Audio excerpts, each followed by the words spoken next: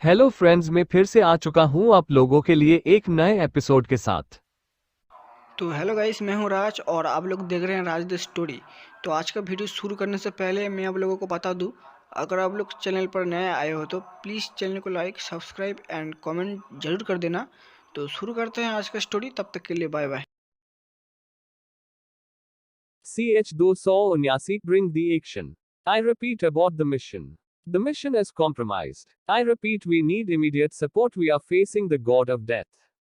We need immediate extraction. Agent, what the hell is going on there? You are supposed to kidnap that girl and get out from there successfully. No, it's impossible to kidnap that girl. The Brahmastra is on the move. That butcher is guarding that damn girl. Please take us away from here. Any second he will come for us. I repeat, we need immediate extraction right now. Bang bang and then thud. एक agent अपनी wireless पर जोर जोर से चीखकर मदद की गुहार लगा रहा था।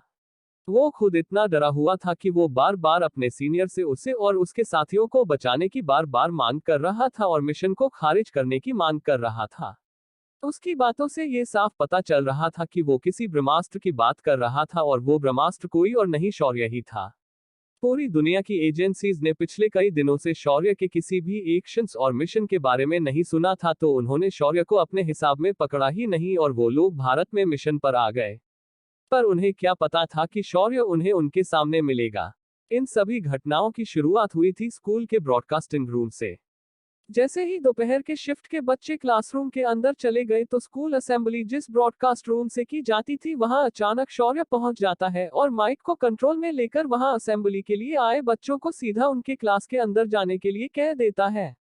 उसके बाद शौर्य अपने मजाकिया अंदाज में कहता है, तो बच्चों, आज असेंबली की जगह आपको कुछ और ही देखने के लिए मिलेगा। ये आपके लिए किसी एडवेंचर से कम नहीं होगा। बस आपको अपने क्लास में लगे डिजिटल बोर्ड पर इस घटना को चुपचाप देखना है और उसका मजा लेना है।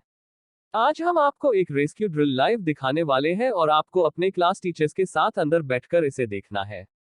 इस ड्रिल के अंदर मैं हूं आपका प्रोटेक्टर और मेरे साथ मेरी हीरोइन होंगी आपकी फेवरेट अद्विका मैडम। तो दिल थाम कर बैठिए और चाहे जो भी हो जाए आप अपनी क्लास की खिड़कियों को नहीं खोलेंगे। साथ ही आपको अपना पूरा ध्यान अपने सामने लगे डिजिटल बोर्ड पर देना है। इतना कहकर शौर्य ने अपने सामने लगे ड्रोन कैमरों को सिस्टम की मदद से हवा में उड़ दिया और उसके बाद स्कूल की इमारत को हर एंगल से कवर कर दिया। उसके बाद शौर्य ने अपने हाथों से कुछ मुद्राएं बनाई और एक हरे रंग का बैरियर स्कूल के चारों तरफ बना दिया। शौर्य के ऐसा करते ही पूरी की पूरी स्कूल बिल्डिंग उस बैरियर के अंदर समा गई। उसके बाद सभी क्लास के अंदर के डिजिटल बोर्ड्स चालू हो गए और सभी बच्चों ने अपने सामने लगी स्क्रीन पर आसमान से स्कूल बिल्डिंग को देखना शुरू किया। जब सामने लगे डिजिटल बोर्ड्स पर स्कूल का नजारा दिखाई दे रहा था, तभी सभी को उस वीडियो के अंदर से शौर्य की आवाज आना शुरू हो गया। बच्चों, कुछ सालों पहले कुछ आतंकवादियों ने एक स्कूल के अंदर घुसकर वहां पढ़ रहे बच्चों पर ही सीधा हमला बोल दिया था। इस हमले में कई सारे मासूम बच्चे मारे गए थे। आज उसी के धरती पर हमने एक ऐसी ही लाइव मूवी आपके लिए बनाई है और जिसके अंदर कुछ आतंकवादी स्कूल के ऊपर हमला कर देते हैं, पर मैं तुम्हारा सबसे फेवरेट टीचर किस तरह से इन लोगों को सबक सिखाता हूँ। उसके बाद शौर्य ने बाहर के कैमरों और स्पेशल इफेक्ट की प्रोग्राम को एक्टिवेट कर दिया। शौर्य ने तभी सभी बच्चों को आगे कहा, इस फिल्म में दिखाए जाने वाले सभी पात्र और एक्शंस काल्पनिक है और इन्हें दोहराए नहीं, क्योंकि ये मूवी पूरी तरह से आई द्वारा निर्मित है। जब सभी लोगों ने ये सुना तो उनका मुंह उतर गया। तभी एक लड़के ने स्क्रीन की ओर देखकर चिल्लाते हुए कहा, देखो, आतंकवादी स्कूल की तरफ आ रहे हैं। ये सुनकर क्लास के सभी बच्चों का ध्यान तुरंत स्क्रीन की तरफ गया। बच्चों ने देखा कि अपने मुंह को छुपाए हुए कुछ लोग चूल के चारों दिशाओं से स्कूल की तरफ आ रहे थे। उन सभी के हाथों में मशीन गन थी और उनकी आंखों में खूनी मंशा साफ दिखाई दे रही थी। वहीं बच्चों की नजर अचानक सीन बढ़ाने पर शौर्य की ओर गई। शौर्य ने अपने दोनों हाथ फैलाए थे और धीरे धीरे उसके शरीर पर काले रंग के सूट ने फॉर्म करना शुरू कर दिया था। वो सूट किसी सुपरहीरो के सूट की तरह दिख रहा था। शौर्य के पूरे शरीर को सूट ने कवर किया और धीरे धीरे शौर्य के माथे पर त्रिपुंड नजर आने लगे जो सुनहरे रंग से चमक रहे थे। बच्चों ने जब ये देखा तो उनकी आंखें चमक उठी। ऐसी स्पेशल इफेक्ट वाली मूवी उन्होंने पहली बार देखी थी।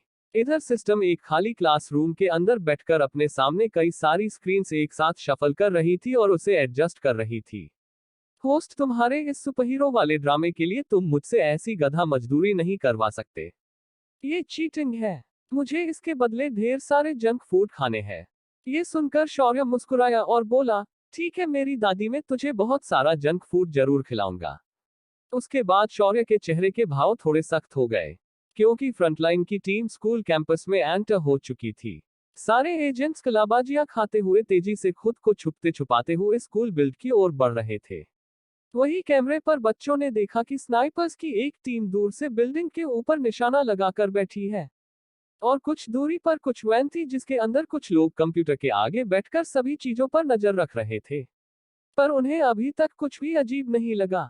बस एक बात उन सभी को खटक रही थी, और ये थी सभी क्लास की खिड़कियों को पर्दे से ढका हुआ था, जिस वजह से उन्हें ये सारी बात थोड़ी अजीब लग रही थी, पर अब उस बारे में सोचने का उनके पास समय नहीं था। फ्रंटलाइन टीम आगे थे तो एक टीम जो पल्लवी को किडनैप करने वाली थी वो स्नाइपर्स और उनके बीच के कवर में धीरे धीरे स्कूल बिल्डिंग की ओर जा रही थी। कुछ ही देर में फ्रंटलाइन टीम बिल्डिंग के लॉबी में एंटर हुई और उसके पीछे किडनैपिंग करने वाली टीम फुर्ती से अंदर चली गई। पर जैसे ही फ्रंटलाइन टीम कॉरिडोर में पहुंची, उनके सामने एक लड़का काले कपड़े पहनकर खड़ा था।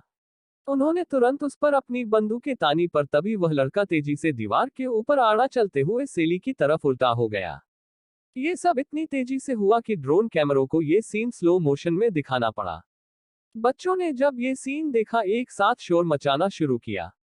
तभी उस लड़के ने आगे बढ़कर हवा में उल्टे चलते हुए आगे जाकर तेजी से अपने सामने खड़े लोगों पर हमला कर दिया।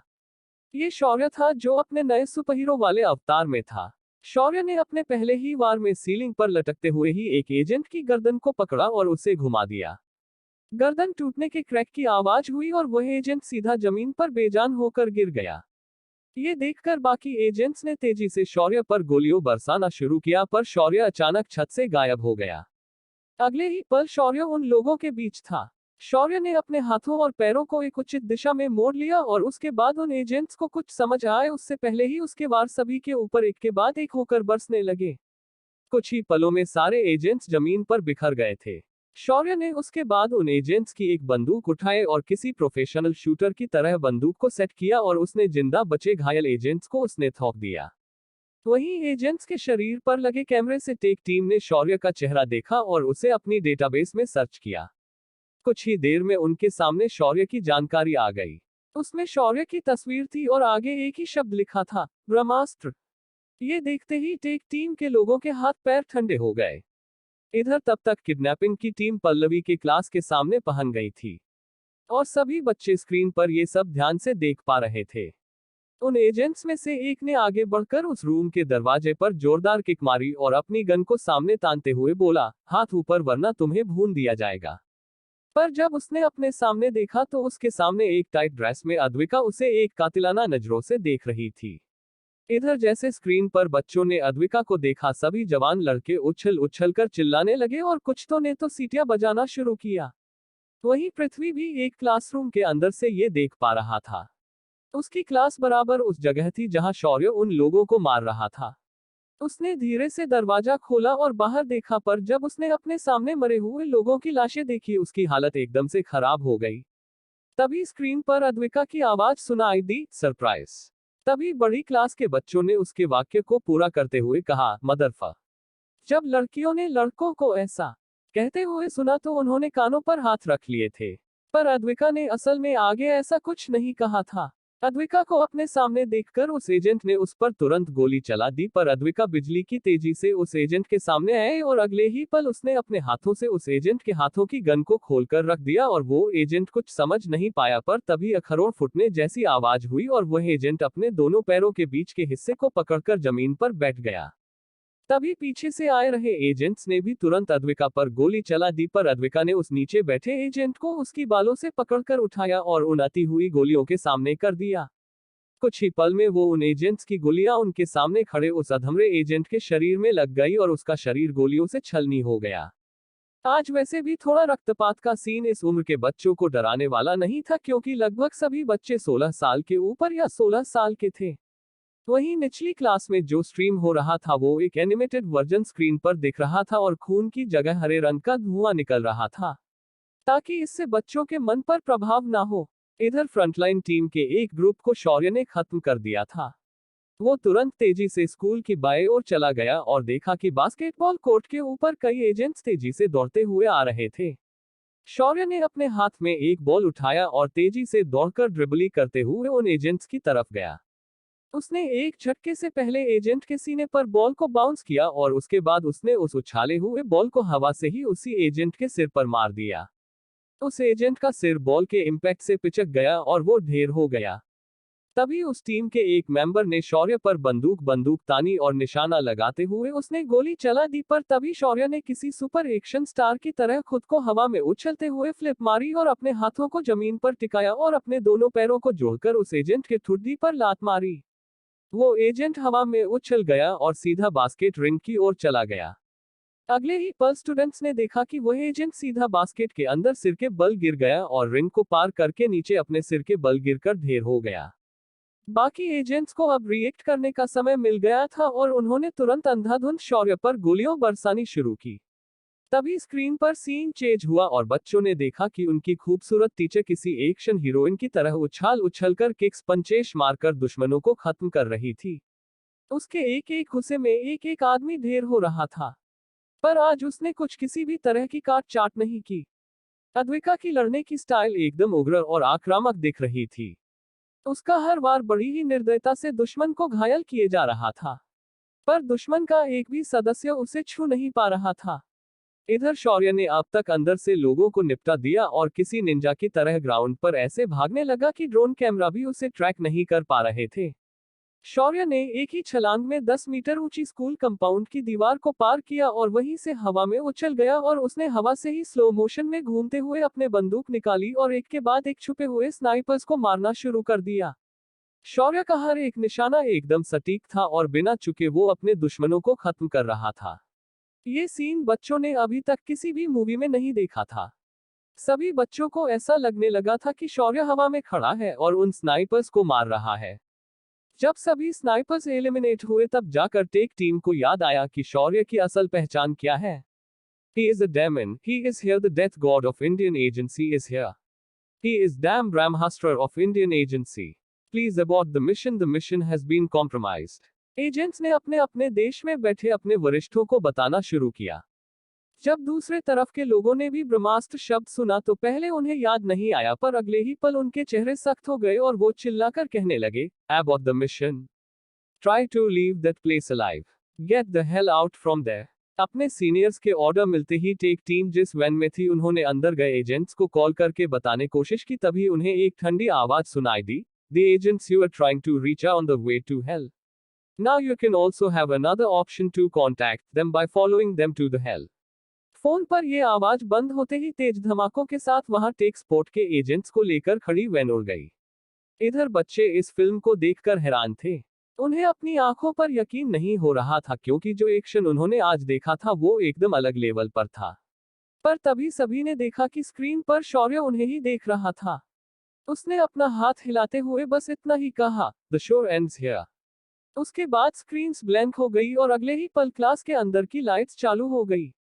इधर शौर्य ने भी हर तरफ अपनी नर्क की अग्नि को प्रसारित करके वहां पड़े डेड बॉडीज को खत्म कर दिया था। वहीं अद्विका ने भी अपना काम अच्छे से निभाया था। वहीं पेड़ों में बैठे स्नाइपर्स और उनके वैन के अवशेष भी विराज ने तुरंत वहां आकर गायब कर दिए थे। क्या होगा शौर्य के इस एक्शन का परिणाम बाकी देशों के एजेंसीज पर? क्या सभी एजेंट्स हार मानकर पीछे हट जाएंगे? क्या होगा बच्चों का रिएक्शन? अब क्या होने वाला है आगे? CH-280 वातावरण टाइट और स्पेस की फाइट। शौर्य ने एक अलग अंदाज में पूरे स्कूल के बच्चों के सामने पल्लवी को किडनैप करने आए एजेंट्स को अद्विका के साथ मिलकर निपटा दिया था। उन्हें उसने इस तरह निपटा दिया कि उनका कोई नामो निशान भी नहीं बचा। असल में पल्लवी के उस स्कूल के अंदर होने की बात विराज ने एक डबल एजेंट के पास जानबूझकर लीक कर दी थी, जिसका परिणाम ये हुआ कि सभी देशों के एजेंट्स ने सीधा स्कूल को टारगेट करके पल्लवी को उठाने का प्लान किया और वो लोग शौर्य की चाल में फंस गए। शौर्य ने स्कूल के बच्चों को शो खत्म होने की बात की और ब्रॉडकास्टिंग बंद करवा दी। इसके बाद शौर्य वापस अपनी क्लास पर फॉर्मल कपड़े पहनकर पहुंच गया। वही अद्विका ने भी अपने नॉर्मल कपड़े पहनकर वह अपने क्लिनिक के अंदर जाकर बैठ गई। शौर्य के बच्चों ने शौर्य को देखते ही खड़े होकर तालियां बजाई। आज वो लोग शौर्य को ऐसे एक्शन करते हुए देखकर बहुत खुश थे। उन्हें ऐसा लग रहा था कि शौर्य ने ये सब सच में किया था और उसके अंदर किसी भी एआई का उपयोग था ही नहीं। इधर बच्चे मन ही मन अद्विका की तरफ करने लगे थे। ऊपर से कई स्टूडेंट्स की अद्विका फेवरेट टीचर क्रश बन चुकी थी। यह स्कूल में खुशी का माहौल था, पर लाकर रूम के अंदर पृथ्वी डर से कांप रहा था, क्योंकि उसने दरवाजे के गैप से शौर्य को सच में अपनी आंखों से उन लोगों को बेरहमी से मारते हुए देखा था। जब भी कैमरा शौर्य से और अद्विका से हट रहा था, उस वक्त वो दोनों एकदम ज्यादा आक्रामक होकर टूट पड़ते थे और बड़ी ही खतरनाक तरीके से उन एजेंट्स को मार रहे थे। उन दोनों को लड़ते हुए दुनिया से सारे देशों के एजेंसीज ने उनके शरीर पर लगे कैमरों से देखा था, और उन्हें अपनी आंखों पर यकीन नहीं हो रहा था। वो लोग इस बात पर अभी भी यकीन नहीं कर पा रहे थे कि कोई इंसान इतना खतरनाक कैसे हो सकता है। उन देशों के बेस्ट से बेस्ट एजेंट्स आज पल्लवी को किडनैप करने आए हुए थे, और ये करने के लिए ये एजेंट स्कूल के आम बच्चों को भी खतरे में डालने से पीछे हटने वालों में से नहीं थे। पर उन्होंने अपने सपने में भी इन दो खतरनाक लोगों से यहां मिलने के बारे में सोचा नहीं था। सारी एजेंसीज ने अद्विका और शौर्य को फ्यूजिटिव डिक्लेयर कर दिया, क्योंकि वो दोनों ऐसे लोग थे जिनसे कोई भी एजेंसी सीधा पंगा नहीं ले सकते थे। सारे देशों ने अब पल्लवी को अपने टारगेट लिस्ट से हटा दिया था, क्योंकि उन्हें अब पता चल चुका था कि वो लोग कभी भी पल्लवी को किडनैप नहीं कर सकते हैं। सारे देशों के एजेंसीज के अंदर का वातावरण टाइट हो चुका था। इधर कैलाश को ये खबर मिली कि शौर्य ने जाल बनाकर उन एजेंट्स का शिकार किया है, तो वो आज बहुत खुश हो गया था। इस मिशन के सक्सेस के बारे में जब आलिया ने कैलाश को बताया, तो वो इतना खुश हो चुका था कि उसने खुशी खुशी में अपना मोबाइल और लैपटॉप तोड़कर रख दिया था। वहीं स्कूल में आज दिन भर बच्चे शौर्य और अद्विका को मन ही मन तारीफ कर रहे थे, पर प्रिंसिपल मैडम के माथे पर टेंशन और डर की लकीरें साफ दिखाई दे रही थी, क्योंकि उन्हें अच्छे से पता था कि आज जो शौर्य ने स्कूल के बाहर किया वो असल में हुआ था, और उसने ये सब डिजिटल बोर्ड के स्क्रीन पर नहीं बल्कि स्कूल के सीसीटीवी पर देखा था। शाम को जब बच्चे घर के लिए निकल गए, उस वक्त प्रिंसिपल मैडम ने शौर्य, अद्विका और आलिया को ऑफिस के अंदर बुला लिया। उसने पहले अद्विका को देखा और बोली, अद्विका, आज मैंने जिस अद्विका को देखा वो बिल्कुल भी वो मासूम और शांत अद्विका नहीं थी। अब क्या तुम मुझे बताओगी कि तुम और तुम्हारा पति असल में क्या कर रहे थे? ये सुनकर अद्विका ने सिर झुका लिया और तिरछी निगाहों से गुस्से से शौर्य को देखने लगी। तो शौर्य ने अद्विका की बात को अपने ऊपर लेते हुए बोला, मैडम, दरअसल हम दोनों भी आर्मी के ऑफिसर रह चुके हैं, और इस बार जब देश के अस्मिता की बात आए तो जाहिर था कि हम दोनों को इस मिशन में हिस्सा लेना ही था, तो हम दोनों भी इसमें शामिल हो गए। अगर हम दोनों ने आज आगे आकर कुछ नहीं किया होता तो आज यहाँ सिर्फ लाशें बिछी होती। शौर्य के जवाब से प्रिंसिपल मैडम इतना ज्यादा सेटिस्फाई नहीं थी, तो अद्विका बोली, अभी इन्होंने जो कहा वही सच है मैडम। अब जब बात देश की सुरक्षा की थी तो ये हमारा कर्तव्य था कि हम अपने हथियार उठा ले, वरना हमने जो ट्रेनिंग ली थी उसका कोई मतलब ही नहीं था। प्रिंसिपल मैडम ने टेबल पर हाथ जोर से दे मारा और बोली, जवाबदारी और लड़ने के लिए तुम्हारी जरूरत को मैं समझ सकती हूँ, पर तुमने आज जो ये हत्याएं की उनमें से उन लोगों की एक भी लाश नहीं बची, उसका क्या? ये सुनकर अद्विका और शौर्य ने एक दूसरे को देखा और फिर हाँ में सिर हिलाया, और शौर्य ने बिजली की फुर्ती से प्रिंसिपल मैडम के माथे पर हाथ रख दिया और उनकी आज की सारी याददाश्त मिटा दी और बोला, ज्यादा एक्सप्लेन करने से हम खुद फंस सकते हैं, इसीलिए इनके लिए यही अच्छा होगा कि वो ये सब भूल जाए। जब शौर्य ने अपना हाथ उनके माथे से हटाया तो अद्विका ने मुस्कुराते हुए कहा, मैडम, तो आपको हमारा एआई प्रोजेक्ट कैसे लगा? मुझे लगता है कि आप बहुत ज्यादा खुश हुई होंगी हमें ऐसे एक्शंस करते हुए देखकर। प्रिंसिपल मैडम को कुछ भी समझ नहीं आया, तो उन्होंने सिर्फ हाँ में सिर हिलाया और उन्हें जाने के लिए बोल दिया, क्योंकि उसे खुद को भी याद नहीं आ रहा था कि उसने उन्हें ऑफिस के अंदर क्यों बुलाया था। जब तीनों ऑफिस से बाहर आए तो अद्विका ने शौर्य के कंधे पर हाथ मारा और बोली, तुम बहुत ही शरारती हो, वो मेरी टीचर है और जो तुमने उनके साथ किया वो बिल्कुल भी सही नहीं था। ये सुनकर शौर्य ने अद्विका की नाक को पकड़ा और बोला, मेरी जान, अगर मैंने ऐसा नहीं किया होता तो आज मुझे उसे डायमेंशन के सीक्रेट को भी बताना पड़ता और फिर उन्हें भी हमारे साथ घुमाने ले जाना पड़ेगा। ये सुनकर अद्विका का मुंह बन गया, पर तभी आलिया धीरे से बोली, पर मुझे भी तो तुम्हारे बारे में बहुत कुछ पता है, तो क्या तुम मेरी भी याददाश्त मिटा दोगे? आलिया की आवाज सुनकर अद्विका ने उसे ऐसे देखा मानो वो कह रही हो, तुम सिर्फ पूछकर तो देखो। तभी शौर्य हंसते हुए बोला, नहीं, क्योंकि तुम्हें ज्यादा सवाल पूछने की आदत नहीं है। ये सुनकर तीनों भी खिलखिलाकर हंसे और वहां से आगे निकल गए। जब अद्विका, आलिया और पल्लवी उनके रूम पर पहुंची तो तीनों लड़कियों ने अपने लिए खाना बनाया और खाकर सो गई। इधर बेचारा शौर्य रात को अपने रूम पर पहुंचा और बिना कुछ किए सीधा बेड पर लेट गया। जैसे ही उसने एक अच्छी नींद लेने के लिए आंख बंद की, उसके दरवाजे पर एक दस्तक हुई। जब उसने दरवाजा खोला तो इशिका और विराज सामने खड़े थे और उनके हाथों में खाने की बइज्जत थी और कुछ बोतल भी थी। उन्होंने अंदर आते ही शौर्य को बहुत सारी बधाइयां दी और सेलिब्रेशन के लिए खाना टेबल पर रखकर उसे प्लेट में निकाल लिया। उतने में विराज ने बोतल खोली और उसे पीने लगा। शौर्य ने उन दोनों को ऐसे करते देखा तो वो गुस्से से बोला, तुम यहाँ मेरे लिए सेलिब्रेशन करने आए हो तो मेरे लिए क्यों कुछ नहीं लाया? ये सुनकर विराज इतराते हुए बोला, अरे भाई, तेरे पास तेरा पूरा डायमेंशन है और ऊपर से तू घास-फूस खाने वाला आदमी है, तो तेरे लिए हम कुछ भी नहीं ला पाए। विराज की बात सुनकर शौर्य ने एक गहरी सांस ली और बोला, ठीक है फिर कुछ देर रुको, मैं अभी मेरे लिए कुछ लेकर आता हूँ। शौर्य ने रूम से बाहर निकलकर हवा में उड़ान भरी और मुंबई शहर में पहुंचकर उसने अपने लिए खाना ढूंढना शुरू किया। तभी सिस्टम ने शोर मचाना शुरू किया, जिस वजह से शौर्य सबसे पहले स्ट्रीट फूड एरिया में चला गया और उसने वहां जाकर जो नजर में आए वो सब कुछ खरीद लिया और सिस्टम को दे दिया। उसके बाद उसने एक इडली डोसा का स्टॉल देखा और अपने लिए 5 डोसा पैक कर लिया और वहां से निकल गया। जब वह घर पहुंचा तब तक इशिका और विराज ने उनका खाना लगभग खत्म कर दिया था और जब उन्होंने विराज ने लाया डोसा देखा तो उसे भी उससे ले लिया और खाने लगे। तभी विराज चिढ़ाते हुए बोला, मेरे भाई, तू नॉनवेज नहीं खा सकता पर हम तेरा वेज खाना खा सकते हैं। ये देखकर शौर्य को बहुत बुरा लगा पर उसने खुद को शांत रखा और एक डोसा लेकर खाने लगा। दूसरे दिन सब कुछ एकदम नॉर्मल था।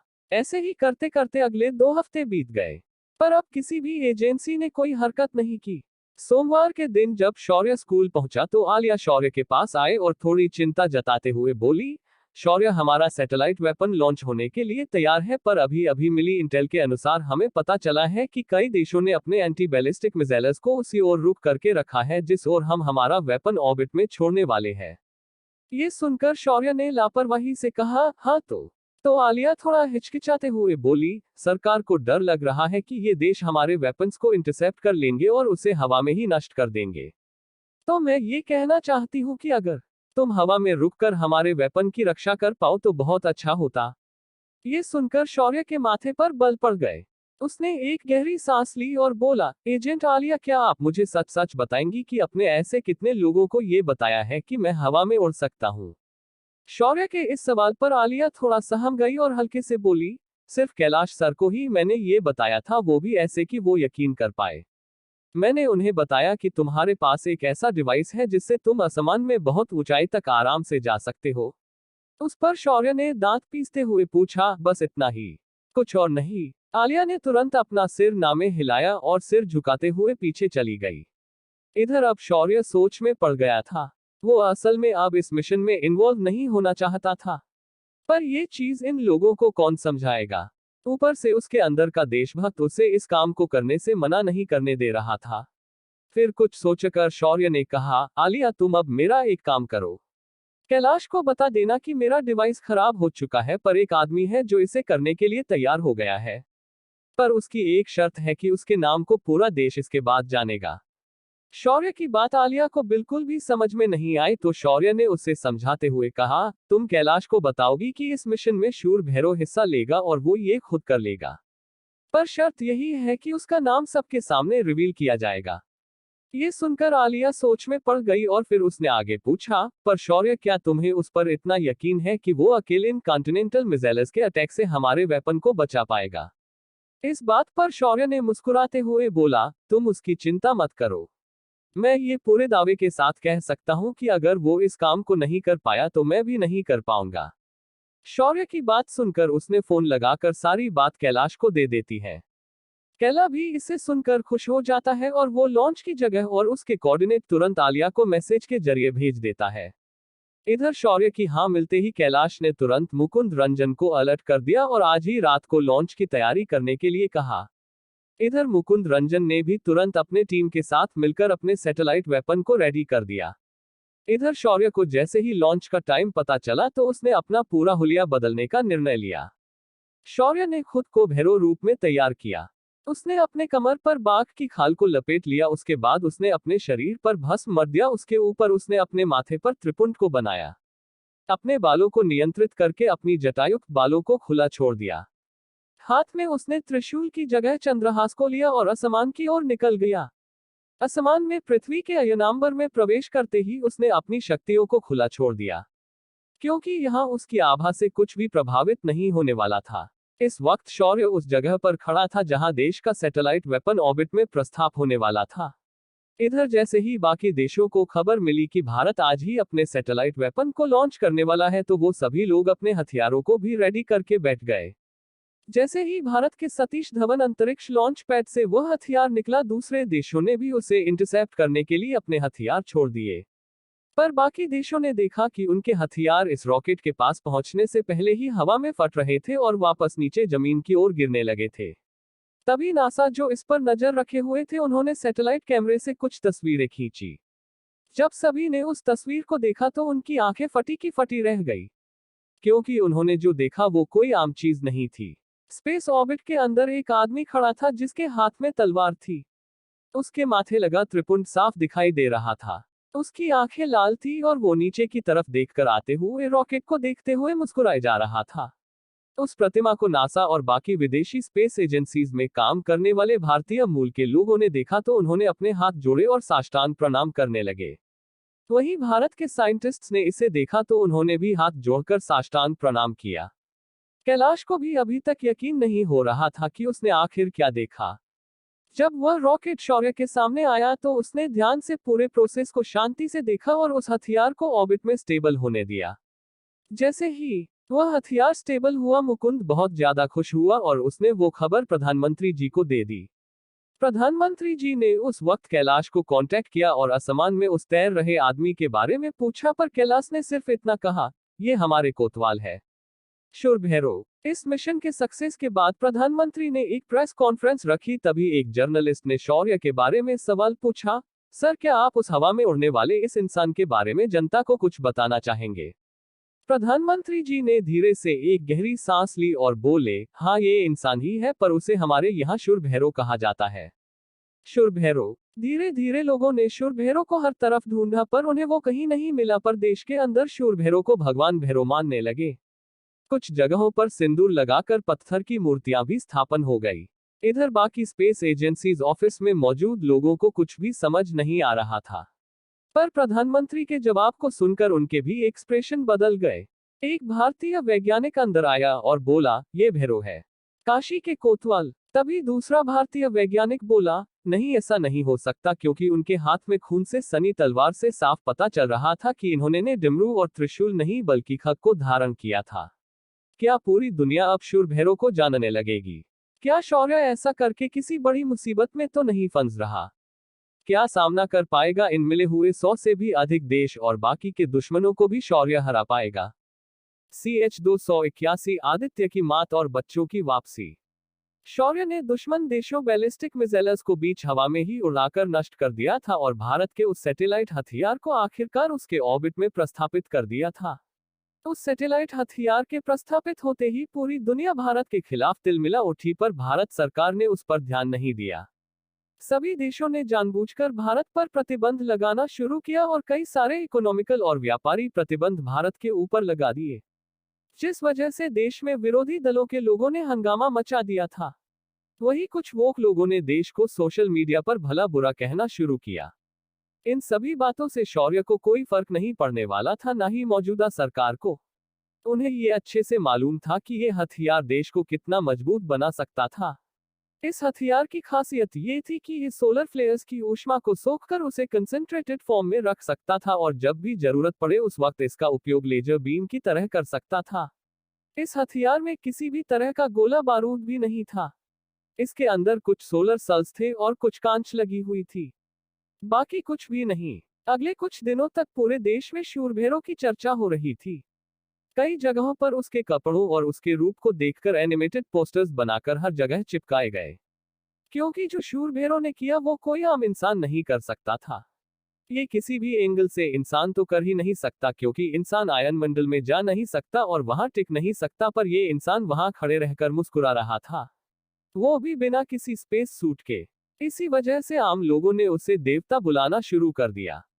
वहीं शौर्य को भी इसकी उम्मीद नहीं थी कि उसकी ये चाल काम कर जाएगी और उसे पावर ऑफ फेथ इतनी ज्यादा मात्रा में मिल जाएगी। उसने खुशी से इसे स्वीकार किया। धीरे धीरे शुरू भैरव का एक नया पंथ और एक नया भक्तों का वर्ग निर्माण हो गया। पर किसी को भी नहीं पता था कि वो कहाँ है और किस रूप में है। देश दुनिया के कई लोग शूर भैरव को ढूंढने के लिए सीधा हिमालय की पहाड़ियों में निकल गए, पर उन्हें वो कहीं भी नहीं मिला। ऊपर से देश पर लगे आर्थिक प्रतिबंधों के कारण आदित्य ने दूसरे देशों को अपने प्रोडक्ट्स देना बंद किया और उन पर उसने उल्टे सैंक्शन लगा दिए। पूरी दुनिया को ये पता था कि वो भारत के साथ पंगा ले सकते थे, पर गीतांजलि कॉरपोरेशन के साथ नहीं, क्योंकि उन्हें भी अच्छे से पता था कि इनकी दवाएं अगर उनके देश में नहीं आई तो वो लोग अपनी सरकार ठीक से नहीं चला सकेंगे। क्योंकि गीतांजलि कॉरपोरेशन ने अब मार्केट में ऐसी दवाइयां भी लाई थी जो कई लाइलाज बीमारियों को ठीक कर सकती थी। इसका मतलब था कि इस वक्त पूरी दुनिया दवाइयों के लिए अकेले गीतांजलि कॉरपोरेशन के ऊपर निर्भर थी। जैसे ही आदित्य की घोषणा हुई, सारे देश सख्ते में आ गए और उन्होंने तुरंत भारत पर लगे प्रतिबंधों को हटाना शुरू किया। इधर देश के अंदर भी ऑपोजिशन, जो सरकार के नाम पर मातम मना रही थी, अचानक चुप हो गई। पर जो वोक लिबरल थे, उन्होंने अपना रुख गीतांजलि कॉरपोरेशन की तरफ किया और उन्हें अपने मनमाने व्यवहार के लिए जिम्मेदार ठहराने लगे। पूरा एक दिन सोशल मीडिया पर बॉयकॉट गीतांजलि ट्रेंड हुआ, पर शाम को अचानक आदित्य ने प्रेस कॉन्फ्रेंस की और उन वोक लिबरल्स के नाम जाहिर किए और कहा, इस लिस्ट में मौजूद लोगों को बॉयकॉट करने का बहुत शौक है, तो मैं भारत सरकार से ये निवेदन करता हूं कि इनके खिलाफ डिफेमेशन की कार्यवाही की जाए। इन्होंने जो हमारी कंपनी के खिलाफ जो मुहिम चलाने की कोशिश की है, इससे हम बहुत ज्यादा आहत हो चुके हैं। हम इनके से हर एक व्यक्ति पर 10 करोड़ का डिफेमेशन फाइल कर रहे हैं। अगर इन्होंने उचित तरीके से हमारे सवालों के जवाब नहीं दिए तो इसके परिणाम देश को भी भुगतने पड़ सकते हैं। आदित्य के इस डिक्लेरेशन के बाद पूरे देश में इन लोगों के खिलाफ आम लोगों का आक्रोश फूट पड़ा। रात 10 बजे तक तो ऐसी खबरें आना शुरू हो चुका था कि इन लिबरल माइंडेड लोगों के घरों में तोड़फोड़ हुई है और इन पर हमले भी हुए हैं। दिल्ली की एक लेखिका को लोगों ने रास्ते पर देखते ही उसके ऊपर गटर का पानी फेंका और साथ ही साथ उनकी गाड़ी की भी तोड़फोड़ की गई थी। दूसरे दिन सुबह तक पूरे देश में मौजूद वोक लिबरल अपने हाथों में कोर्ट की नोटिस लेकर बैठे थे। अब वो लोग अपने बड़बोलेपन पर पछता रहे थे। उनके खिलाफ गीतांजलि कॉरपोरेशन के पास बहुत सारे सबूत थे, पर इनके पास अपने से कोई सबूत नहीं थी। ऊपर से ये उनकी अभिव्यक्ति के स्वातंत्र्य की बात भी नहीं थी, जिस वजह से ये अब बुरे फंस गए थे। आखिर परेशान होकर उन सभी ने उसी सोशल मीडिया पर अपनी पोस्ट डालकर माफी मांगना शुरू किया। पर आदित्य, जो शौर्य की तरह ही एक बार छेड़े जाने पर छोड़ता नहीं था, उसने अपने आदमियों को कहकर सोशल मीडिया और टीवी मीडिया पर इन लोगों की ऐसी जानकारी बाहर लाना शुरू किया जो वो लोग कभी भी बाहर आने नहीं दे सकते थे। आदित्य के लोगों ने उनके पर्सनल फोटोज और वीडियोस, जो कि आम लोगों के लिए देखने के लिए तो बिल्कुल भी नहीं थे, उन्हें सोशल मीडिया पर शेयर करना शुरू कर दिया। उनके ये फोटोज और वीडियोस को देखकर लोगों ने उन्हें खूब ट्रोल किया और कुछ लोगों के तो ऐसे ऐसे कनेक्शन भी बाहर आ गए जो देश की सुरक्षा के हिसाब से बहुत ही धोखादायक थे, तो उन्हें इस जुर्म में अरेस्ट भी कर लिया।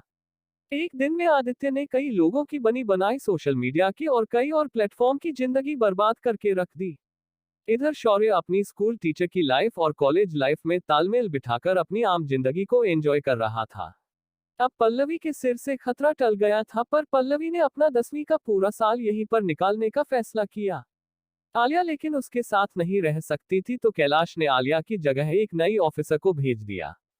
वहीं अद्विका और शौर्य भी अपने घर पर एक साथ रहने लगे थे, पर हर दिन रात को विराज और इशिका आकर उन्हें परेशान करके जाते थे। धीरे धीरे दिन गुजरते गए और पूरा एक महीना बीत गया। आज शौर्य के चारों बच्चे वापस आने वाले थे। शौर्य ने स्पेस पोर्टल खोला और सीधा अगम लोक में अद्विका के साथ पहुंच गया।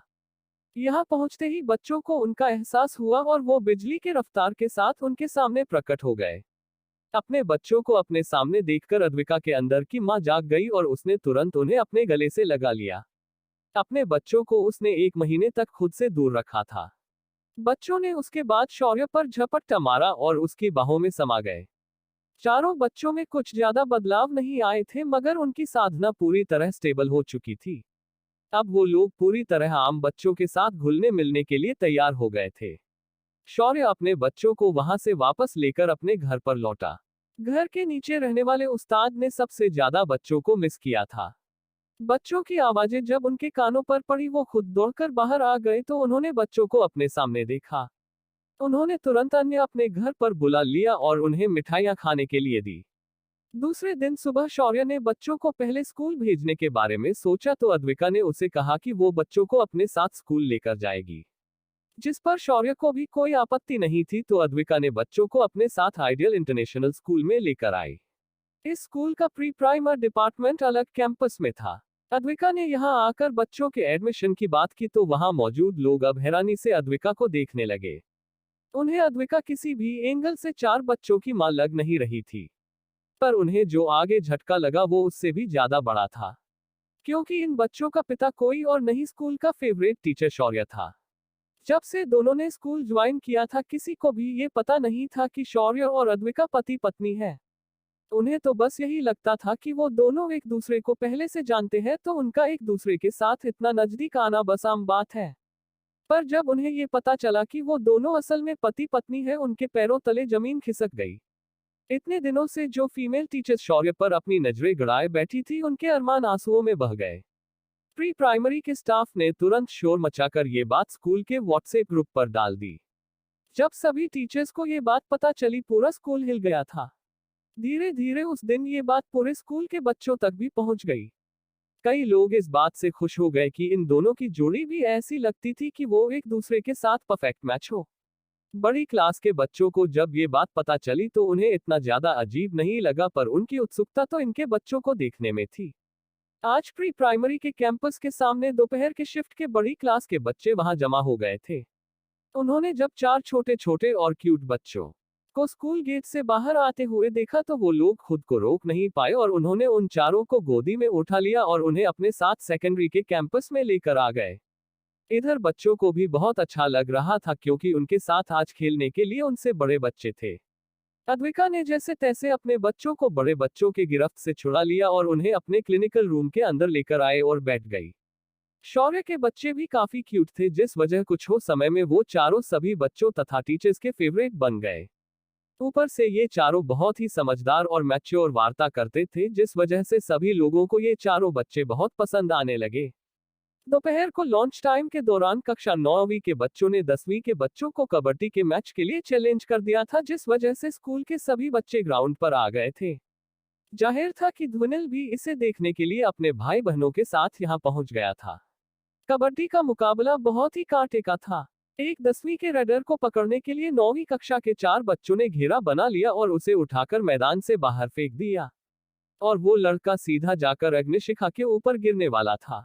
उसे अपनी ओर आता देखकर अग्निशिख ने कोई हरकत नहीं की और बस अपने हाथ को आगे किया और लगभग 7 किलो के लड़के एकदम आसानी से पकड़ लिया और उसे धीरे से बगल में रख दिया। ये नजारा बहुत ही ज्यादा शॉकिंग था। वहां खड़े बच्चे एकदम हैरान हो गए। वो सभी अग्निशिखा को ऐसे देखने लगे मानो उन्होंने कोई अजूबा देखा हो। इन सभी में धीरेंद्र थोड़ा दोषी था और उसने तुरंत भांप लिया कि क्या हुआ। उसने अपनी चुटकी बजाई और अग्निशिखा को नीचे गिरा दिया। अग्निशिखा को इस बात पर बहुत गुस्सा आया पर तब ही धीरेंद्र उसके दिमाग में बोला, प्यारी बहना तुम बस 5 साल की हो और 5 साल की बच्चियां 7 किलो का वजन नहीं उठाती। अब चुपचाप रोने का नाटक करो।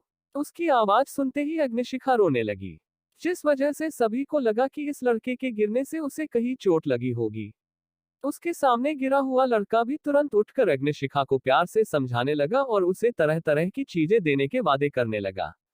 कुछ देर रोने की एक्टिंग करने के बाद अग्निशिखा के सामने ढेर सारे चॉकलेट और चिप्स के पैकेट्स थे और उसके चेहरे पर एक शैतानी मुस्कुराहट थी।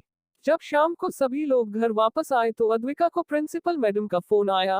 अद्विका तुम्हारे पुराने क्लासमेट्स इस रविवार को मुंबई में एक रियूनियन रख रहे हैं। उनके पास तुम्हारी कोई कांटेक्ट इन्फॉर्मेशन नहीं थी तो वो लोग तुम्हें कांटेक्ट नहीं कर पा रहे थे, इसीलिए उन्होंने तुम्हें इनवाइट करने का काम मुझे दिया है। क्या तुम यहाँ जाना चाहोगी? अद्विका जो इस वक्त किचन के ऊपर बैठकर शौर्य को खाना बनाते हुए देख रही थी उसने शौर्य को सवालिया नजरों से देखा। शौर्य ने अपने हाथ की कलछी नीचे रखी और बोला, अगर तुम अपने पुराने दोस्तों से मिलना चाहती हो तो हम जरूर जाएंगे। वैसे भी मैं भी काफी दिनों से इस शहर से बाहर नहीं गया। शौर्य की बात सुनकर अद्विका ने तुरंत प्रिंसिपल मैडम से कहा, मेरे पतिदेव मान गए हैं तो मुझे कोई प्रबल नहीं इस स्कूल रियूनियन में जाने से। ये तो बहुत अच्छी बात है। मैं अभी तुम्हारा नंबर आयशा को भेज देती हूँ तो वो तुमसे सीधा कांटेक्ट कर लेगी। मुझे भी बहुत अच्छा लगेगा अगर तुम सब लोग एक साथ मिल पाओ तो। क्योंकि तुम सब लोग मुझसे कांटेक्ट में तो हो पर एक दूसरे से बिल्कुल भी नहीं हो। अद्विका ने सिर्फ जी हाँ कहकर फोन रख दिया। उसके बाद उसने उछलकर शौर्य को गले लगा लिया और फिर बोली, पतिदेव आप दुनिया के सबसे महान पति हो। आपके जैसा कोई और हो ही नहीं सकता। इस बात पर शौर्य ने प्लेट में रखा थोड़ा सूखा आटा उठाया और अद्विका के नाक पर लगाते हुए बोला, तुम भी तो दुनिया की सबसे बेस्ट वाइफ हो। दूसरे दिन का दिन शनिवार का था जिस वजह से प्री प्राइमरी को छुट्टी थी तो शौर्य ने चारों बच्चों को उस्ताद के घर छोड़ दिया और खुद अद्विका के साथ सीधा स्कूल चला गया। आज वो कॉलेज भी जाने के मूड में नहीं था। स्कूल पहुंचकर शौर्य ने हर बार की तरह अपने शेड्यूल के हिसाब से क्लास को पढ़ाया और अद्विका ने भी रीगल मेडिकल चेकअप करके बच्चों की रिपोर्ट प्रिंसिपल मैडम को दे दी और स्कूल छूटने पर सीधा घर की ओर निकल गए। घर आते ही अद्विका ने जिद पकड़ ली कि उसे आज शॉपिंग करना है, जिस पर शौर्य ने ना रहकर आखिर हाँ कह दिया। उसने बच्चों को अपने साथ लिया और अपनी 4 व्हीलर थार से सीधा मुंबई की ओर निकल गया। जब वे दोनों एक बड़े से मॉल के सामने पहुंचे तो उनकी मुलाकात अद्विका के एक दोस्त के साथ हुई। जब उस दोस्त ने भी अद्विका को देखा तो उसने अपनी नाक को सिकोड़ लिया, पर उसने फिर अद्विका को देखकर एक झूठी स्माइल दी और उससे गले मिल गई। कौन है ये अद्विका की दोस्त? उसने अद्विका को देखकर ऐसा बर्ताव क्यों किया? क्या होने वाला है आगे? CH 282 चोरी का आरोप। अद्विका को अपने स्कूल की रेयूनियन के बारे में उसकी पूर्व टीचर और स्कूल की प्रिंसिपल ने बताया था। अद्विका ने उनकी बात सुनकर रेयूनियन के लिए शॉपिंग करने की जिद पकड़ी तो शौर्य उसे और उसके बच्चों को लेकर मुंबई में एक बड़े शॉपिंग मॉल में पहुंच गई। जब वो लोग मॉल के अंदर जा रहे थे तो अद्विका उसकी एक पुरानी क्लासमेट से टकरा गई। उस क्लासमेट ने अद्विका को देखा और अपनी नाक सिकुड़ी ली, पर उसने तुरंत अपने भावों को छुपाते हुए अद्विका को अपने गले से लगा लिया। अद्विका ने भी उसे गले लगा लिया था। अद्विका के इस दोस्त का नाम उर्वी था और वो अद्विका के साथ आर्मी स्कूल में पढ़ती थी। अद्विका जब उससे दूर हुई तो उर्वी चीखते हुए बोली, oh my God Advika, finally मैं तुमसे आज मिल ही गई। तुम्हें पता है how much I missed you. मैंने सभी से कांटेक्ट किया पर तुम्हारा कोई आता पता नहीं मिल रहा था। आखिर आज जाकर तुमसे मुलाकात हो ही गई। उसने अद्विका से मिलते ही ढेर सारी बातें एक साथ कह दी। अद्विका को उसकी बात बिल्कुल भी समझ नहीं आई, पर उसने सिर्फ इतना कहा, वो अब मैं अपना पूरा ध्यान अपने परिवार पर दे रही हूँ तो अब तुम लोगों से मिलना जुलना नहीं हो पा रहा। अद्विका की बात सुनकर उर्वी ने अद्विका के पीछे खड़े 4 गोलमटोल बच्चे और शौर्य को देखा। वो एक पल के लिए दंग रह गई क्योंकि शौर्य और बच्चों के चेहरे बहुत ही आकर्षक थे, पर जब उसकी नजर उन्होंने पहने कपड़ों पर गई उसका मुंह बन गया। क्योंकि शौर्य और बाकी बच्चों ने एकदम साधारण सेका पहने थे। वैसे उर्वी को बचपन से ही ब्रांड का बहुत शौक था। वो अपनी हर एक चीज ब्रांडेड ही पहनती थी और सामने वालों को उनके पहने हुए ब्रांड से ही जज करती थी। आज भी उसने ऐसा ही कुछ किया और मन ही मन शौर्य और उसके बच्चों को लो क्लास डिक्लेयर कर दिया था। उसने वापस अद्विका के कपड़ों पर नजर डाली तो उसकी ड्रेस भी उसे एकदम साधारण लगी। उसने अपने आप को उनसे थोड़ा दूर करते हुए कहा, ओके देन अद्विका, हम फिर कभी मिलते हैं। फिलहाल आई हैव टू गो। इतना कहकर वह वहां से तुरंत भाग गई। जब उर्वी अपने गाड़ी के पास पहुंची तो उसने गाड़ी के अंदर से एक सैनिटाइजर स्प्रे को निकाला और अपने ऊपर मार लिया और गुस्से से बोली, साले लो क्लास लोग, उनके मुझे छूने से मेरे ब्रांडेड कपड़ों की अब वैल्यू खत्म हो गई है। मुझे अपने कपड़े बदलकर वापस आना होगा। ऐसा सोचते हुए उर्वी अपनी गाड़ी में बैठ गई और वहां से चली गई। इधर शौर्य और अद्विका मॉल के अंदर चले गए और उन्होंने ग्राउंड फ्लोर पर बने सुपरमार्केट से ढेर सारा सामान खरीदा और बाहर की तरफ आने लगे। कैश काउंटर पर आते ही उन्होंने अपना सामान काउंटर पर दे दिया और बच्चों और अद्विका को बाहर भेज दिया। काउंटर पर खड़े आदमी ने भी एक एक सामान को स्कैन करके उनका बिल अमाउंट शौर्य को बता दिया तो शौर्य ने तुरंत जाकर अपना बिल पे करके बाहर आ गया। तभी एक गार्ड वहां आया और उसने ध्वनिल की तरफ उंगली करते हुए कहा, रुक जाओ, तुम्हारे बच्चे ने हमारे यहाँ चोरी की है। हमें आपकी तलाशी लेनी होगी। उस गार्ड की बात सुनकर शौर्य और अद्विका ने ध्वनिल को देखा तो उसने भी उन्हें वापस सवालिया नजरों से देखा। शौर्य समझ गया कि कुछ तो गड़बड़ है तो उसने उस गार्ड को समझाते हुए कहा, देखिए सर, आपको कुछ गलत फहमी हुई है।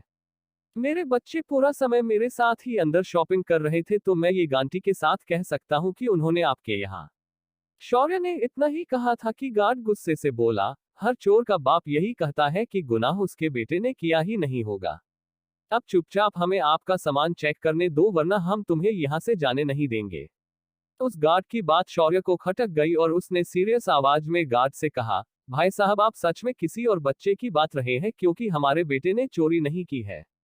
एक बार आप अपना सीसीटीवी को एक बार चेक कीजिए ताकि आपको ये मामला साफ समझ आए। ये सुनकर गार्ड का माथा ठनक गया और अपने हाथ का डंडा शौर्य की ओर करते हुए बोला, अबे अब तू हमें हमारा काम सिखाएगा। मैं अभी अभी सीसीटीवी रूम से ही तो यहाँ आया हूँ। मैंने वीडियो में आपके बेटे को उस चीज को चुराते हुए देखा है। अब ज्यादा फालतू की बकवास करना बंद करो और मेरे साथ मैनेजर के पास चलो। ये सुनकर अद्विका और शौर्य का चेहरा सख्त हो गया और शौर्य ने उस गार्ड से कहा, अपने मैनेजर से कहो कि वो यहाँ खुद बाहर आए और मुझे और यहाँ खड़े लोगों को ये दिखाए कि मेरे बेटे ने चोरी की है। शौर्य की कड़क आवाज सुनकर गार्ड भी थोड़ा सख्ते में आया और बोला, लगता है तुम अपनी बकवास करके मेरा और बाकी लोगों का वक्त बर्बाद करोगे, तुम्हें तो मैं खुद खींच कर लेकर जाऊंगा। इतना कहकर वह गार्ड शौर्य की ओर बढ़ा, पर तभी उसके शौर्य को छूते ही वह झटके से दूर जाकर गिर गया और उसके मुंह से दर्दनाक चीख निकली। क्योंकि जैसे ही उसने शौर्य को छुआ तो शौर्य ने बिजली तत्व ऊर्जा को शरीर में प्रवाहित कर दिया, जिस वजह से वह गार्ड अचानक 400 वोल्ट का झटका खाकर उड़ गया। शौर्य ने उसके बाद तेज आवाज में कहा, तेरी इतनी औकात नहीं कि तू मुझे तेरे मैनेजर के पास ले जाएगा। यही खड़ा हूं तो तू अभी के अभी जाकर मैनेजर को मेरे सामने लेकर आ। अपनी रौबदार आवाज में शौर्य ने उस गार्ड को डराकर मान के पास भेज दिया। गार्ड भी तुरंत मैनेजर के पास पहुंचा तो उसने मैनेजर को सब कुछ जो बाहर हुआ बता दिया। ये सुनकर मैनेजर अपने साथ 5 से ज्यादा गार्ड्स लेकर शौर्य की तरफ निकल गया। जब वह शौर्य के पास पहुंचा और शौर्य और उसके बच्चों को देखा तो उसने गुस्से से कहा, तुम्हारा बेटा हमारे सुपरमार्केट में चीजें उठाता है और तुम हो कि उसके लिए अपने बेटे को डांटने के बजाय मेरे ही गार्ड पर हाथ उठाते हो। शर्म आनी चाहिए तुम्हें। मैनेजर ने आते ही बिना शौर्य की सफाई सुने ही उस पर हमला कर देता है, जिस वजह से शौर्य का मूड और भी ज्यादा खराब के देता है। शौर्य ने शांति से अपने दोनों हाथों को सीने पर बांधा और फिर आराम से बोला, क्या आप मुझे सीसीटीवी फुटेज दिखा सकते हो? जिस पर उस मैनेजर ने गरजते हुए कहा, तेरी औकात भी है हमारे सीसीटीवी फुटेज मांगने की? अगर मैंने कहा कि इस बच्चे ने चोरी की है तो की है। मुझे झूठ बोलकर क्या मिलेगा? उसकी बात सुनकर अब अद्विका के सब्र का बांध फूट गया और बोली, तो अगर तूने ये कह दिया कि हमारा परिवार आतंकवादी है तो लोगों को इसे भी मानना पड़ेगा, क्योंकि तूने ऐसा कहा है। तू क्या कोई हाई कोर्ट का जज है क्या, जो बिना सबूत दिखाए फैसला सुना रहा है? तभी भीड़ से एक मध्यम आयु का आदमी आगे आते हुए बोला, मैनेजर वो कह रहे हैं कि उन्हें वो फुटेज देखने हैं, तो उन्हें दिखा क्यों नहीं देते? इस पर मैनेजर ने कुछ नहीं कहा और अपने एक गार्ड को वो फुटेज लाने के लिए भेज दिया। गार्ड तुरंत जाकर उस टाइम फ्रेम की सारी कैमराज की फुटेज लेकर आ गया। उसने वो फुटेज मॉल में लगी बड़ी स्क्रीन पर प्ले किया। उस वक्त सभी ने देखा कि एक बच्चा जिसने नीले रंग की टी शर्ट पहनी थी, उसने रैक के अंदर रखे सामान को गिरा दिया और उसके बाद वहां से 4 बोतल सिर्फ जूस के उठाकर चला गया। तभी शौर्य ने अपने बेटे के टी शर्ट को देखा जो उसी कलर का था। तभी शौर्य ने उसी फेम की दूसरी फुटेज प्ले करने के लिए कहा, जिस पर मैनेजर भड़क उठा, अब क्या पूरे मॉल की फुटेज तुम्हें देखनी है? तभी शौर्य मुस्कुराते हुए बोला, नहीं तो मुझे बस वहीं पर लगे सामने वाले कैमरा की फुटेज देखनी है। जिस पर उस गार्ड ने तुरंत वो फुटेज भी प्ले की और जो चेहरा सबके सामने आया वो ध्वनिल का चेहरा बिल्कुल नहीं था। सभी ने कई बार उस चेहरे और ध्वनिल के चेहरे को मैच करके देखा, पर उन्हें जो फर्क दिखाई दे रहा था वो साफ साफ बहुत ज्यादा था। मैनेजर का चेहरा भी अब शर्म से लाल हो गया था। तभी शौर्य ने उसी समय की दूसरे लेन की फुटेज प्ले करने के लिए कहा। इस बार मैनेजर ने कुछ भी नहीं कहा तो गार्ड ने तुरंत उसे प्ले कर दिया। इस फुटेज में शौर्य और उसके चारों बच्चे शांति से अपने पसंद का सामान चुन रहे थे और शॉपिंग कार्ट के अंदर रख रहे थे। सभी के सामने मामला साफ हो चुका था। मैनेजर अब कुछ भी बोलने के हालत में नहीं था। तभी शौर्य मैनेजर के सामने गया और बोला, मुझे अब लगता है कि आपके सारे सवालों के जवाब आपको मिल गए होंगे और आपको जिसे रोकना था उसे आपने जाने दिया और हमें अपने जानबूझकर रोक लिया। शौर्य की ये बात सुनकर मैनेजर ने अपना सिर झुकाकर कहा, आई एम सॉरी सर। मेरे और मेरे स्टाफ की वजह से जो आपको तकलीफ हुई उसके लिए मैं आपसे माफी मांगता हूँ। मैनेजर की बात पर शौर्य हंसते हुए बोला, एक तो तुम अपने सामने दिख रही चीज को बिना गहराई से जांचे किसी मासूम पर आरोप लगा देते हो और उसे यहाँ मौजूद लोगों के सामने सरेआम चोर कह देते हो। और जब अपनी गलती मालूम होती है तो सॉरी बोलकर मामला निपटा देते हो। अजीब हिपोक्रेसी है यार। मैनेजर इस बात से और भी ज्यादा शर्मिंदा हुआ। तभी अद्विका ने सख्त आवाज में कहा, मैनेजर तुम्हें मेरे पति और मेरे बच्चे से नाक रगड़कर माफी मांगनी चाहिए और तुम्हें अपने काम करने के तरीके को सुधारना जरूरी है। ये सुनकर मैनेजर को अचानक अद्विका पर गुस्सा आया और बोला, देखिए मैडम, हमने अभी आपसे माफी मांग ली है पर अब आप इस बात को ज्यादा बढ़ा रही है। उसी वक्त एक कड़क आवाज आई, मैनेजर ये क्या हो रहा है यहाँ। जब मैनेजर ने ये आवाज सुनी तो उसे बहुत अच्छा लगा और वो तुरंत पीछे मुड़कर बोला, उर्वी मैडम, आप खुद यहाँ आए हो तो जरा आप ही इन्हें समझाइए। ये लोग मुझे नाक रगड़कर माफी मांगने के लिए कह रहे हैं। ये सुनकर उर्वी का पारा चढ़ गया, पर जब उसे सामने अद्विका दिखाई तो उसने भी इतराते हुए कहा, अद्विका तुम्हें समझना चाहिए कि तुम्हारा स्टेटस क्या है। मेरे मॉल का मैनेजर तुम जैसे लोगों से क्यों माफी मांगेगा। उसकी हैसियत तुम और तुम्हारे पति से ज्यादा है, तो इस बात को यहीं छोड़ दो। इसमें हो तुम्हारी और तुम्हारे परिवार की भलाई है। तभी अग्निशिखा बोली, आंटी आप ऐसा नहीं कह सकती, आपके इस अंकल ने पहले हमें परोस किया है। अग्निशिखा की बात सुनकर उर्वी ने उसकी ओर देखा और इरिटेट होते हुए कहा, तुम जैसी छोटी लड़की मुझे आंटी कहने की हिम्मत कैसे कर सकती है। मैं तुम्हारी माँ की तरह इतनी उतावली नहीं हूँ, और वैसे भी मेरी उम्र ही क्या है, तुम मुझे दीदी बुलाओ। तभी शौर्य बीच में बोल पड़ा, सुनिए मैडम, इसमें जानना ये जरूरी है कि आपके मैनेजर में जानबूझकर मेरे और मेरे परिवार पर चोरी का इल्जाम लगाया और लोगों के सामने जब सच्चाई सामने आई तो ये आदमी सिर्फ माफी मांगेगा। इसे समझना चाहिए कि इसकी माफी हमारी इज्जत वापस नहीं ला सकती है। ये सुनकर उर्वी ने एक बार अद्विका को देखा और बोली, अद्विका तुम्हें समझना चाहिए कि तुम्हारी क्या औकात है। अब ऐसे फालतू में यहाँ खड़े होकर ऐसी इज्जत और शोहरत की बातें तुम्हें अच्छी नहीं लगेगी। उर्वी के बार बार हैसियत के बारे में बात करने से शौर्य को भी गुस्सा आने लगा था, पर तभी उर्वी ने शौर्य का हाथ पकड़ा और उसे चुप रहने का इशारा किया। शौर्य भी तुरंत रुक गया और उसने तुरंत उस वक्त खुद को शांत रखना ही समझदारी समझा। अगर वो चाहे तो इस मॉल को अभी इस जमीन से गायब कर सकता था, पर उसने फिलहाल शांत रहना ठीक समझा। तभी उसने आंखों ही आंखों में अपने चारों बच्चों को इशारा किया। अगले ही पल ध्वनिल की उंगली से हवा में एक अदृश्य पंच निर्माण हुआ और उसने उसकी मदद से मैनेजर के घुटने के पीछे जबरदस्त घुसा जड़ दिया। पंच लगते ही मैनेजर अपने घुटने पर गिर गया। तभी धीरेंद्र ने अपनी उंगली को नीचे की ओर दबा दिया और अगले ही पल मैनेजर का थोबड़ा फर्श पर जा लगा। ये सीन ऐसा दिख रहा था जैसे मैनेजर खुद घुटनों पर बैठकर शौर्य से माफी मांग रहा हो। वहीं कवन ने भी हवा में जहर को फैलाना शुरू किया। कुछ ही देर में मैनेजर और बाकी गार्ड्स उसके के चपत में आ गए। कुछ ही देर में बाकी गार्ड्स भी जमीन पर गिर गए। उन्हें ऐसा करते देख शौर्य मुस्कुराते हुए बोला, अरे मैनेजर साहब, आप इसे रहने दीजिए। आपको माफी मांगने की जरूरत नहीं है, वरना आपकी मालकिन नाराज हो जाएगी। आप वापस जा सकते हैं।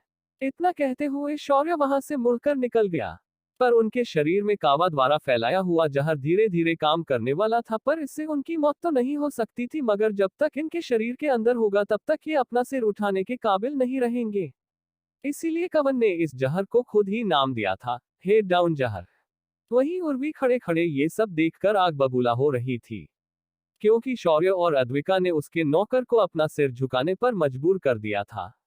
उर्वी ने मन ही मन अद्विका से बदला लेने का ठान लिया और चुपचाप वह से निकल गई। इधर अब अद्विका का मूड खराब हो चुका था, इसीलिए वो लोग बाकी की शॉपिंग करने के लिए वहां नहीं रुके और सीधा मॉल से बाहर निकल गए।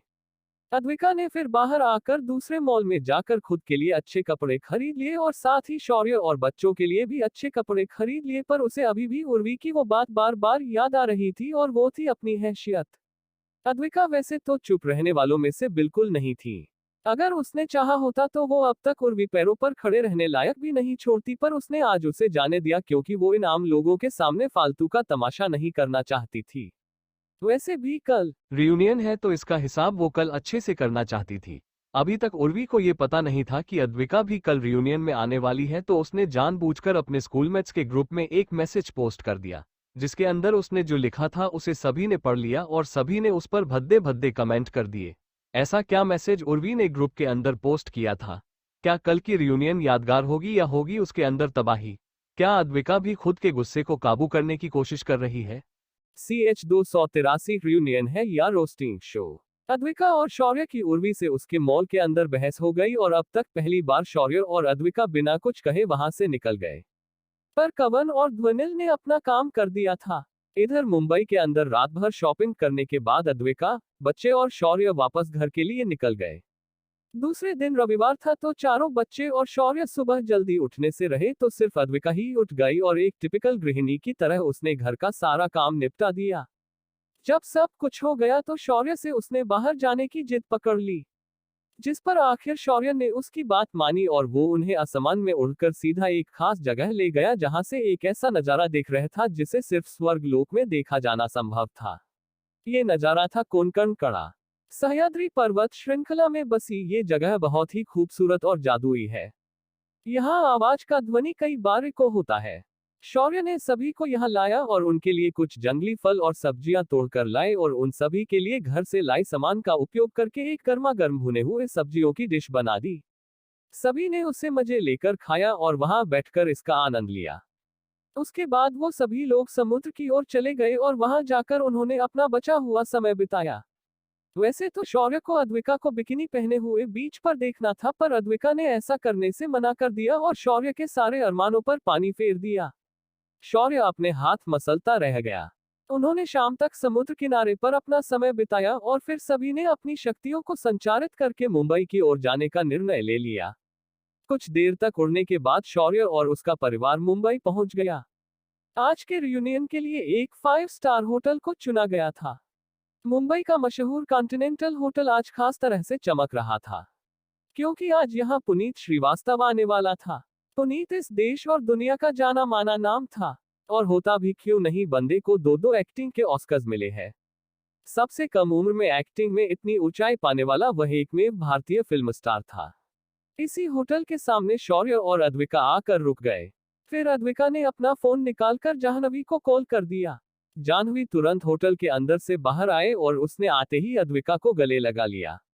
उसके बाद उसने एक नजर बच्चों और शौर्य पर डाली। जाह्नवी की आंखें चमक गई। उसने अद्विका को मुड़कर देखा और उसके कान में फुसफुसाते हुए बोली, वाह वादू, तूने तो जैकपॉट मारा है, जीजू कितने हैंडसम है। लेकिन तभी उसकी नजर बच्चों पर गई और उसके एक्सप्रेशन सख्त हो गए और उसने थोड़ा नाराज होकर कहा, अद्विका, मुझे यकीन नहीं हो रहा कि तुमने भी जनसंख्या बढ़ाने में इतना योगदान दिया है। तुम्हें फैमिली प्लानिंग सोच समझकर करनी चाहिए थी। तुम ऐसे 4 बच्चों की मां कैसे बन सकती हो। जाह्नवी की बात सुनकर अद्विका को बहुत बुरा लगा और वो तपाक से बोली, ये क्या बकवास कर रही हो तुम, मेरे चारों बच्चे एक ही साथ जन्मे हैं तो इसमें फैमिली प्लानिंग की तो कोई बात ही नहीं आती। अद्विका की बात सुनकर जाह्नवी एकदम सकपका गई और बोली, ओह, तो ऐसी बात है। लगता है मैंने कुछ गलत पढ़ा है। तभी अद्विका ने अगला सवाल दागा, गलत पढ़ा है मतलब। ये सुनकर जाह्नवी ने तुरंत बात को बदलते हुए कहा, अब क्या सारी बातें यही गेट पर ही करोगी, चलो अंदर चलकर बातें करते हैं। बाकी लोग भी हमारा इंतजार कर रहे होंगे। जनव की बात सुनकर अद्विका और उसका परिवार होटल के अंदर चले आए। अंदर आते ही सभी के सामने एक आलीशान पार्टी हॉल था और उसके अंदर सभी लोग ऐसे सज धज के आए थे कि उस हॉल की चमक फीकी पड़ने लगी थी। जैसे ही अद्विका ने हॉल के अंदर एंट्री मारी वैसे ही सभी का ध्यान उस पर गया। एक लड़का तुरंत बोल पड़ा, हे देखो कौन आया है यहाँ। ये तो हमारी आदू है। आज बेचारी को अपने पति और 4 बच्चों से फुर्सत मिली है। तभी एक और लड़की आगे आई और बोली, छोड़ो भी सैम, वो बेचारी अब क्या ही कर सकती है। 4 बच्चे और ऊपर से उसका अकेला कमाने वाला पति, जिस वजह से बेचारी हमसे कभी कांटेक्ट में भी नहीं रह पा रही थी।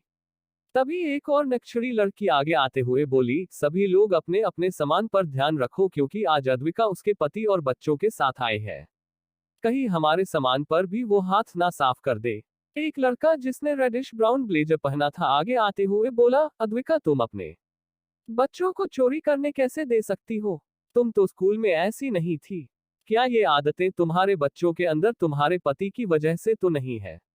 अपने क्लासमेट्स की बातें सुनकर अद्विका को कुछ समझ नहीं आ रहा था, तो उसने मुड़कर जाह्नवी को देखा तो जनव ने भी तुरंत कहा, कल तुम्हारे बच्चों ने उर्वी के मॉल में जो हंगामा किया वो उर्वी ने स्कूल ग्रुप में डाल दिया है। मुझे पहले इस बात पर यकीन नहीं हुआ और मैंने इस पर ज्यादा ध्यान नहीं दिया। जाह्नवी की बात अद्विका के लिए भी बहुत ज्यादा शॉकिंग थी और उससे भी ज्यादा शॉकिंग था कि उर्वी ने उसके साथ ऐसा किया जबकि उसे अच्छे से पता था कि इस बात में उसके बच्चों की कोई गलती नहीं थी। अद्विका ने तुरंत सभी को देखते हुए कहा, तुम लोगों ने उर्वी की बात मानकर जो आरोप मेरे परिवार पर लगाए हैं वो सब झूठ है। इसमें खुद उर्वी के स्टाफ की गलती थी जिस वजह से उन्होंने बिना जांच किए मेरे बच्चों पर आरोप लगाया था। तभी एक और लड़की आगे आई और बोली, तुम तो रहने ही दो उर्वी, हमने वो वीडियो भी देखा है जिसमें तुम्हारे बेटे ने चोरी की थी। ये सुनकर अद्विका ने तुरंत कहा, क्या इस क्लिप में मेरे बेटे का चेहरा तुम्हें दिख रहा था?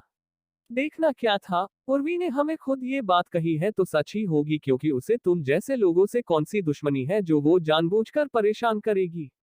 अद्विका अपने स्कूलमेट्स की इन बातों से बहुत ज्यादा नाराज हो गई। उसने अपना सिर हिलाते हुए कहा, तुम लोग बस उसकी बातों पर यकीन करके मुझ पर कीचड़ उछल रहे हो। तुमने अपनी औकात बहुत जल्दी दिखाई। तभी दरवाजे से उर्वी एक हैंडसम लड़के के साथ अंदर आई। जैसे ही उस लड़के ने अद्विका और शौर्य को अपने सामने देखा उसके चेहरे के भाव बदल गए। पर तभी उर्वी ने अद्विका को देखकर तंज कसा, ओहो देखो हमारे यहाँ चोरों की माँ आई हुई है। अद्विका तुमको तनी मोटी चमड़ी की हो जो ऐसी हरकतें करने के बाद भी अपना मुंह उठाकर यहाँ चली आई। अद्विका को अब अपना गुस्सा कंट्रोल नहीं हो रहा था। उसने आगे बढ़कर एक जबरदस्त थप्पड़ उर्वी को लगा दिया। थप्पड़ इतना जबरदस्त था को उर्वी उड़कर जिस दरवाजे से अंदर आई थी उसी से बाहर जाकर गिर गई। तभी एक लड़का डरते हुए बोला, अबे ये अद्विका आज भी उतनी ही गुस्सैल है जितनी वो स्कूल में थी।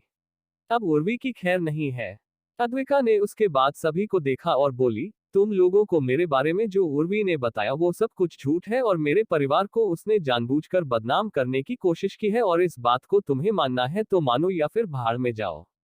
उसके बाद अद्विका वहां एक पल भी रुकना नहीं चाहती थी। वो गुस्से से पलटी और बाहर जाने लगी। इधर उर्वी जिसे ये थप्पड़ पड़ा था उसके आगे के सभी दांत टूटकर नीचे गिर गए थे और उसके मुंह से खून निकल रहा था।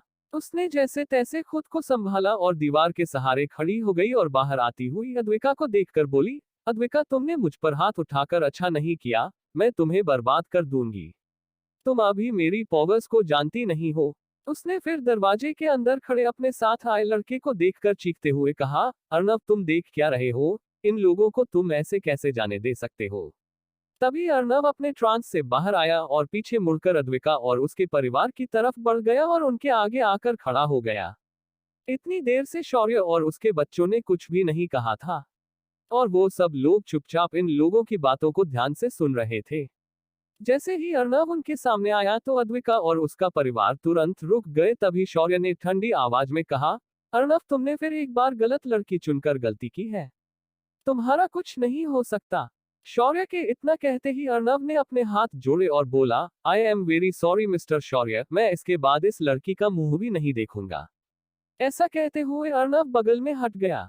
जब उर्वी ने ये देखा तो उसे अपनी आंखों पर यकीन नहीं हो रहा था कि उसका मंगेतर अर्नव भारद्वाज देश का सेकंड बेस्ट बिजनेसमैन इस तरह से अद्विका के परिवार के सामने अपना सिर कैसे झुका सकता है। तभी अर्नव ने वहीं खड़े खड़े अपने हाथ में पहनी रिंग उतारी और उर्वी के चेहरे पर फेंक कर मारी और बोला, उर्वी तुम्हारी हैसियत नहीं कि तुम मेरी पत्नी बनो। हमारी एंगेजमेंट आज यहीं पर खत्म होती है।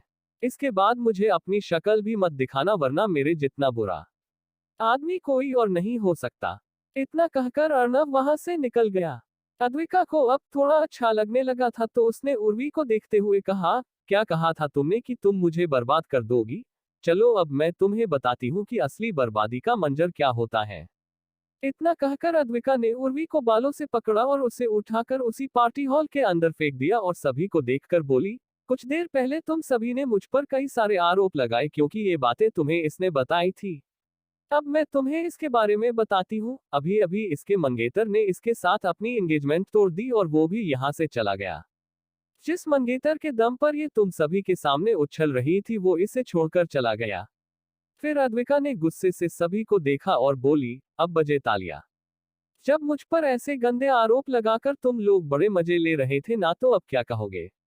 अद्विका की ऐसी बात सुनकर जाह्नवी उसे समझाते हुए बोली, ऐसी बात नहीं है अद्विका, तुम ये सही नहीं कर रही हो। तभी अद्विका ने फर्श पर गिरी हुई उर्वी को बालों से पकड़कर उठाया और उसे थप्पड़ पर थप्पड़ मारना शुरू किया। उर्वी का मुंह बुरी तरह से फट गया था। उसके गाल और चेहरे से खून बह रहा था। पर अद्विका यही नहीं रुकी, उसने एक फोक उठाया और उसे उर्वी के घुटने के ऊपर घुसेड़ दिया और बोली, तो उर्वी डार्लिंग, अगर तुम्हारा दौलत का नशा उतर गया हो तो क्या तुम सच बताने की कृपा करोगी या तुम्हारा दूसरा पैर भी मैं इसी तरह बर्बाद कर दूं? अद्विका की आवाज सुनकर उर्वी, जो इतनी देर से चीख रही थी, अचानक चुप हो गई और लड़खड़ाते आवाज में बोली, हाँ, ये सब झूठ था। मैंने जानबूझकर अद्विका की बदनामी करने के लिए ये सब किया था। क्योंकि इसके पति ने और इसने मेरे मॉल के मैनेजर को नाक रगड़कर माफी मंगवाई थी। इसीलिए मैंने बदला लेने के लिए ये सब करवाया था। उसके इतना कहते ही अद्विका ने उर्वी को छोड़ दिया और सभी को अपनी लाल आंखों से देखा और बोली, मेरे परिवार में अपमान किए जाने पर उसका सही हिसाब कैसे लेना है ये अच्छे से सिखाया गया है। अगर अभी भी किसी को डाउट हो तो आगे आकर मुझसे बात कर सकता है। वहां मौजूद सभी लोग अचानक 2 कदम पीछे हट गए। स्कूल के दिनों में भी कोई भी अद्विका से पंगे लेने की हिम्मत नहीं करता था और अब तो उसका वायलेंट नेचर इतना खतरनाक हो गया है कि वो लोग सपने में भी ऐसा करने की कोशिश नहीं कर सकते। अद्विका ने फिर एक नजर नीचे गिरी उर्वी को देखा और उसे एक जबरदस्त लात मारकर कमरे से बाहर उड़ा दिया। उसके बाद अद्विका के चेहरे पर उसकी मुस्कान वापस आए। फिर उसने शौर्य को अपने साथ लिया और वहां से बाहर निकल गई। पर आज भी कवन उसके परिवार को ऐसी बातें कहकर परेशान करने वाले लोगों को छोड़ने के मूड में तो बिल्कुल नहीं था। आज शौर्य ने उसे कोई इशारा भावना किया था, फिर भी उसने अपनी उंगली चिटकाए और अगले ही पल नीले रंग का जहरीला धुआं उस पार्टी हॉल में फैल गया। इस बात से अनजान शौर्य और अद्विका चुपचाप होटल से बाहर की ओर जाने लगे, लेकिन तभी एक आदमी अचानक अद्विका के सामने आया और बोला, हेलो मैडम, आपको हमारे साहब ने बुलाया है। आपको हमारे साथ चलना होगा। शौर्य ने तुरंत आगे आकर कहा, ओ भाई, तेरा साहब कौन है और वो हमें क्यों बुला रहा है? और ये क्या तरीका है किसी को रास्ते में रोकने का? उस बॉडीगार्ड ने शौर्य को ऊपर से नीचे एक बार देखा और बोला, मेरे साहब ने सिर्फ इस लड़की को बुलाया है, तो तू चुपचाप वहां जाकर खड़ा हो जा। वैसे भी हमारे साहब की एक झलक पाने के लिए लड़कियां लाइन लगाकर खड़ी रहती है, तो ये इस लड़की की खुशनसीबी है कि आज हमारे साहब का दिल इस पर आ गया है।